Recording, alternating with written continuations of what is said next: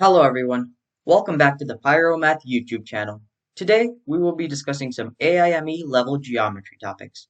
Specifically, we will be discussing the law of cosines and how to use that to derive Stewarts Theorem. For many of you preparing for the AIMEs, AMCs, and other such competitions, this should not be such an unfamiliar topic.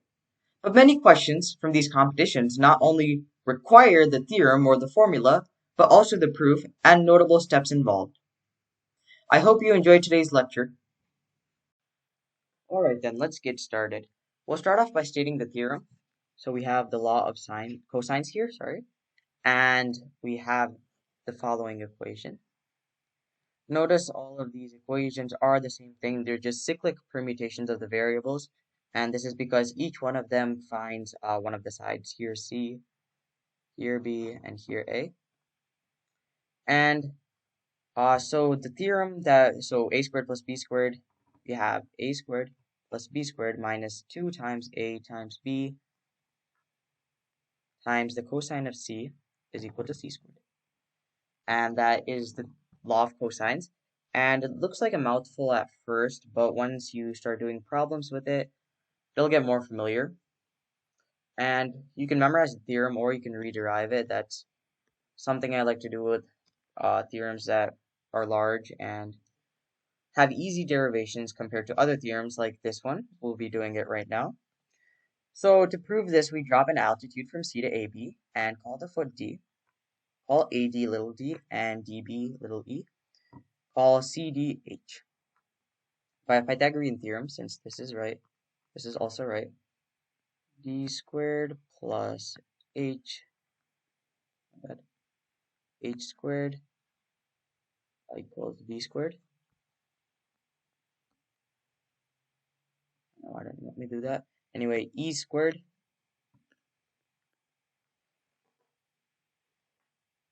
plus h squared equals a squared.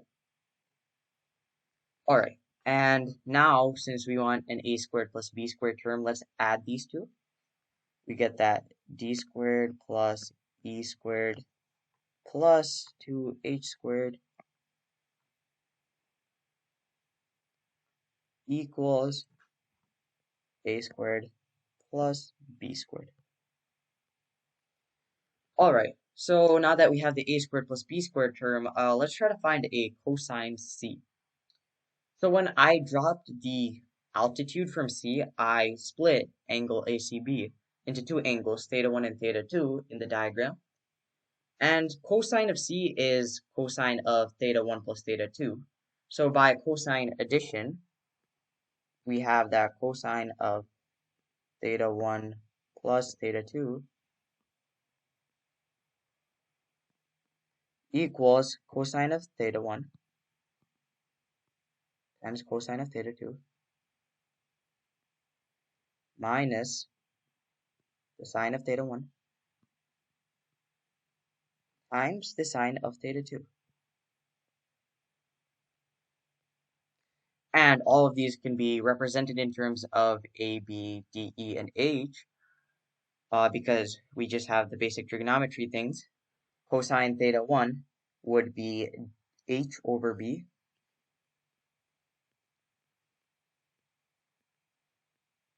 We have cosine theta 2 would be H over A. And then minus sine of theta 1 is D over B.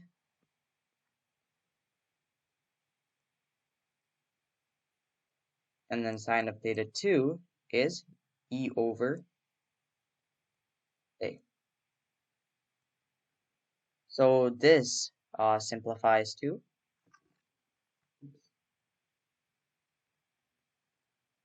let's move over here. This simplifies to h squared minus dE divided by AB. Alright, and this is cosine theta 1 plus theta 2, which is cosine C. Do like equals, yeah. And so then let's move over to the side a bit. We have that h squared minus dE equals AB cosine C. Right, so now we have this, and we also have this guy over here.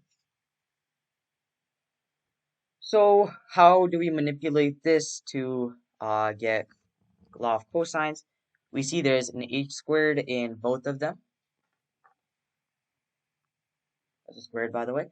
And so let's double this right equation, and we get that 2h squared equals 2dE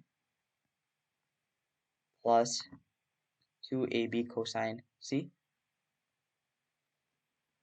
Move over, running out of space again. Let's see. And plugging that into the before equation, we get that d squared plus e squared plus 2dE plus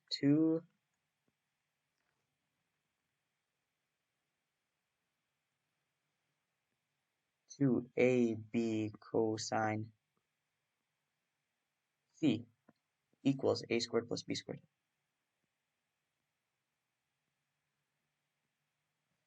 So right now we see the a squared plus b squared term and the 2ab cosine c term, and all we need is a c squared. But remember that c equals d plus e, and c squared is nothing but d squared plus e squared plus 2de. And that's exactly what we have right here. So if we substitute that all the way there, then we get, and rearrange, that is c squared equals a squared plus b squared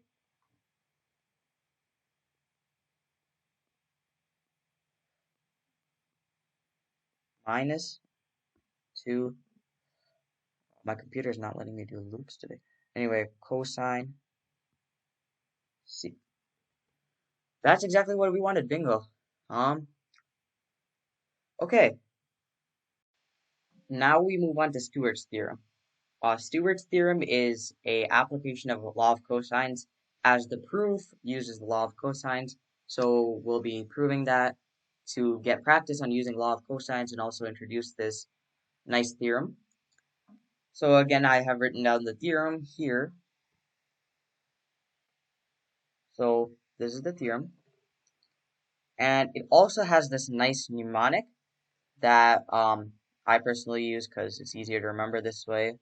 If you thought law of cosines was hard to remember, try doing this. So let's get to proving it. So basically in the configuration we have here, we have that d squared a plus a times m times n is equal to b squared times m and c squared times n. And we obviously are going to use law of cosines like I said before. And to do that, let's label two angles here. Theta as ADB and theta prime as ADC.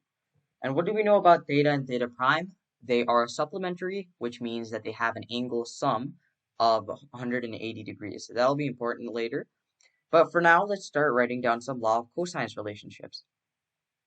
We have that on triangle ADC, with theta prime as our angle C as in before, we have that d squared plus n squared minus 2dn cosine theta prime equals b squared. And on ADB, with angle theta as our C from before, d squared plus m squared minus 2 dm cosine normal theta is equal to c squared.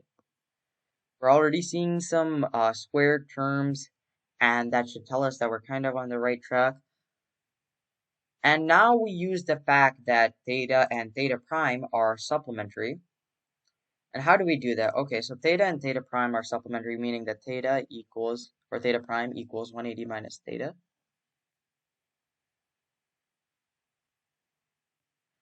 Right? And so the cosine of theta prime is then equal to negative, move over a bit, negative the cosine of theta. And this is a trigonometry relationship you can see by using the unit circle, or yeah. And now if we plug that in, move over a bit. If we plug that in here, we get that, or we can just change this one, d squared plus m squared plus 2dm cosine theta prime equals c squared. So we see a cosine theta prime in the lower equation, this one, and we see one up here. They have opposite signs. It's a clear shot that we have to cancel the cosines because in Stewart's theorem we see no cosines or any angle relationships. So how do we cancel it? Basically, multiply the first one by m, multiply the second one by n, and now both cosine theta primes have a coefficient of, one has negative 2d and m, and the other has plus 2d and m. And so then we could start canceling the cosines. So I'm gonna move all the here. So we have that d squared m plus mn squared. Oh, ignore the above equations. That was from when we proved the law of cosines. Minus 2d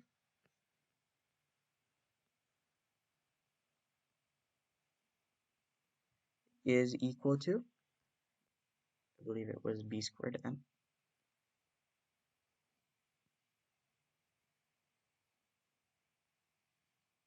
All right.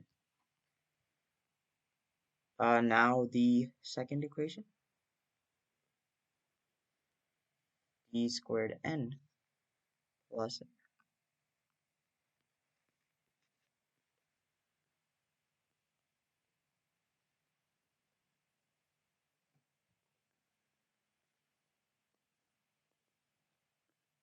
this is a plus, I believe, yes.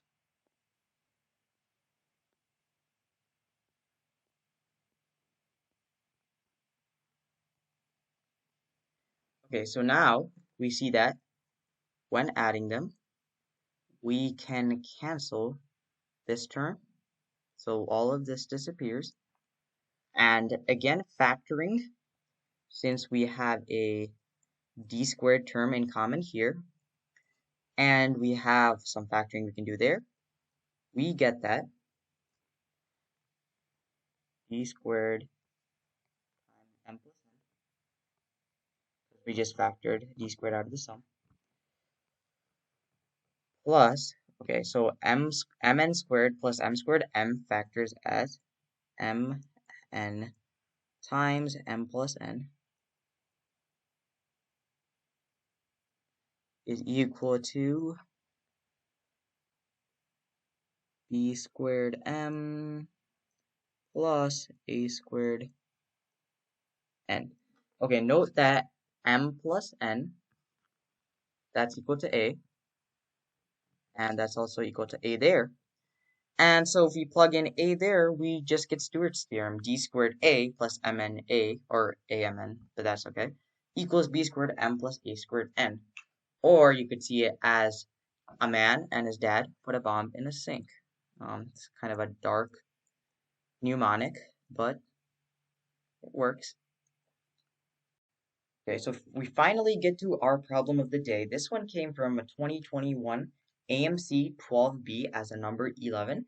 So it's a pretty recent problem, and let's just get started with reading the problem. So in triangle ABC, AB is 13, BC is 14, and AC is 15, right? So P is on AC, all right? PC is 10, cool. There are 2 points D and E on BP, such that ABCD and ABCE are trapezoids. So what is the distance DE? The distance DE. All right. So let's examine the case that there are exactly 2 points D and E on line BP. So the quadrilaterals blah blah are trapezoids. And when we have a trapezoid, what do we have? We have one pair of opposite sides as parallel, right? So in the case of ABCD, we have that AD is parallel to BC. And in the case of ABCE, we have that CE is parallel to AB. Okay, that'll be cool because now we're going to do a little bit of angle chasing before we actually get to apply what we learned today. So basically when we have so many triangles, we have APD, APB. Let's start angle chasing because we also have parallel lines. And we might just find some similar triangles, right? So let's call this angle, I don't know, just label it as an angle. And so let's just call this angle like, I don't know, label it as an angle, I don't know, ADP. And by parallel lines, it's equal to this one. And same with this one. It's also equal to this one. And so we know by AA similarity that these two, APD and BPC, are similar. So we have that AP, that AP divided by PC is equal to 5 over 10. This is equal to 1/2, which is the similarity ratio between those two triangles. All right, that'll be useful. Let's clear this up a little bit. And we also have that.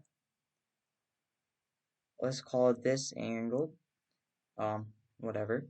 And CEP, that angle, is equal to this angle by parallel lines. Also, these two are equal, this one and this one.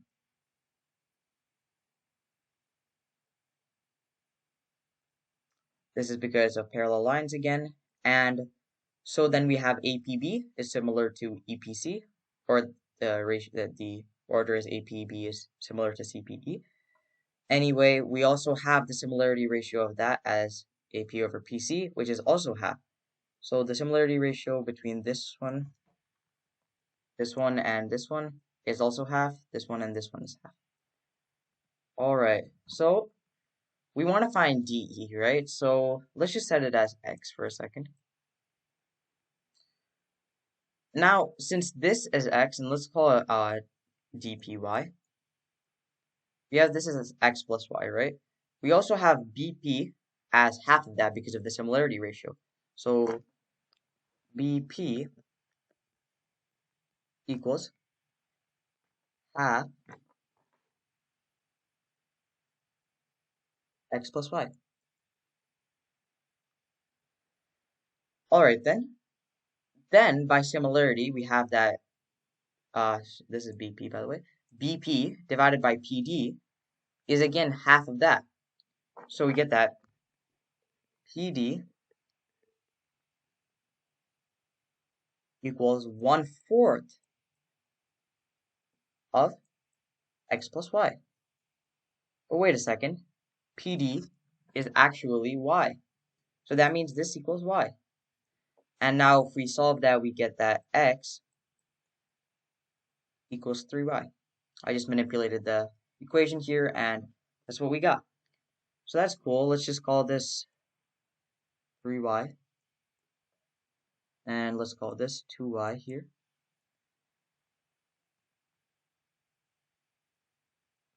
Alright, so now many of you already know where we're going to use Stewarts Theorem here, but to enlighten those, we have that ABC has a few lengths that's already pretty defined. We have AB is 13, BC is 14, CP is 10, and PA is 5. And all we need to know is PB, because that's 2y, and if we know that, we can know 3y. Right, so by just using Stewart's, we get that the man, m times a times n. So I'm going to call this m. Let's call this n. I know this is against like the opposite angles, but in this case the cevian's off, so forget about those. So we got m times a times n is 5 times 10 times 15. I'm just going to do the math. 750 plus d squared a. So d is this segment here with length 2y, and that's 2y times, let's clear this diagram up a bit.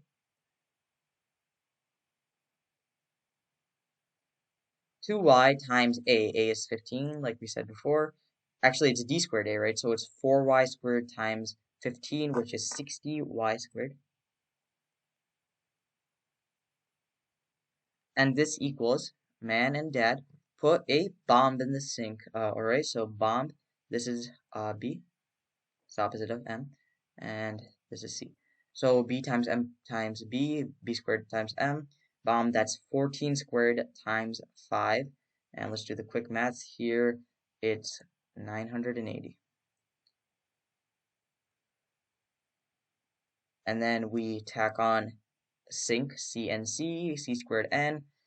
13 squared times 10, that's 1690. And at the end, we subtract this to this side. We get 230 here. Add that to 1690. We get 1920 equals 60y squared.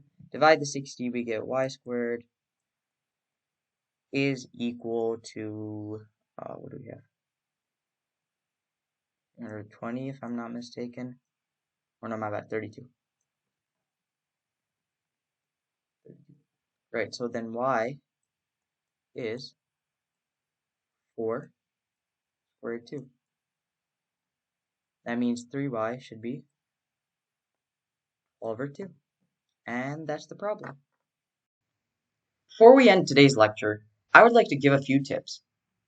The first one is, if a problem involves many sides or angles and overall gives off a bashy sense, law of cosines could be useful. You should always be on the lookout for giveaway side-angle-side configuration.